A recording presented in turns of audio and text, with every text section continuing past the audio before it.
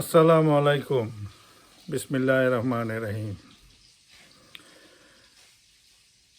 এই ভিডিওটা কিন্তু একটু ইম্পর্টেন্ট বাংলাদেশের মানুষের জন্য। দেখেন, 12 তারিখে নির্বাচনের হাওয়া অলরেডি লেগে গেছে এবং ধন্যবাদ জানাই ডক্টর ইউনূস সাহেবকে, সেনাবাহিনীর প্রধানকে, সবাইকেই। এখন নির্বাচনে সবাই নাইমা বলেন, নির্বাচন শেষ, সব ঘরে ঢুকে যাবেন দয়া করে। এখন ওই দিন দেখলাম যে বেশ কিছু নেতারা বলতেছে যে গণভোট, আচ্ছা গণভোটটা যে আপনারা দিছেন এটা কি জিনিস? আমি যে আজকে আমেরিকায় বসে আছি, আমি নিজেও কিন্তু এই গণভোট সম্বন্ধে ঠিক বুঝে উঠতে পারি নাই, যেটা মানে কি কারণে গণভোটটা হইতেছে।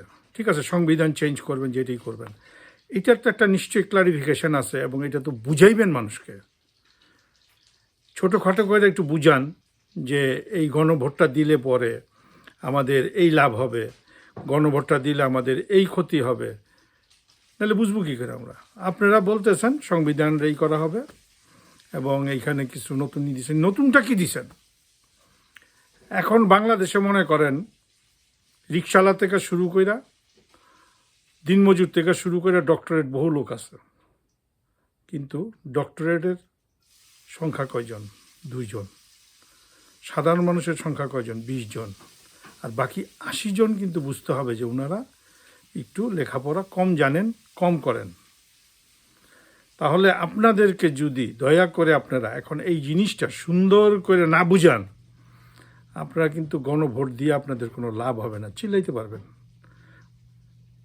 যে গণভোট অমুক হয়েছে তমুক হয়েছে। এখন পর্যন্ত আমি আমেরিকা বৈশা বুঝি নাই যে এই গণভোটের অর্থ কী করবেন, এটা দিয়ে কী লাভ হবে আমাদের। আমাদের লাভ হলে নিশ্চয়ই আমিও এটার মধ্যে ভোট দিব। দয়া করে সরকার কিংবা যারা এটা বুঝেন তারা ফেসবুকে এটা দেন যে গণভোটটার এই অর্থ, কারণ আমি বুঝি না, যে কারণে আমি এটা নিয়ে কথাও বলতে চাই না। কিন্তু আমার জানা দরকার, আমি মনে করি সাধারণ মানুষেরও জানা দরকার যে গণভোটটা কী জিনিস। দয়া করে এটা দেন।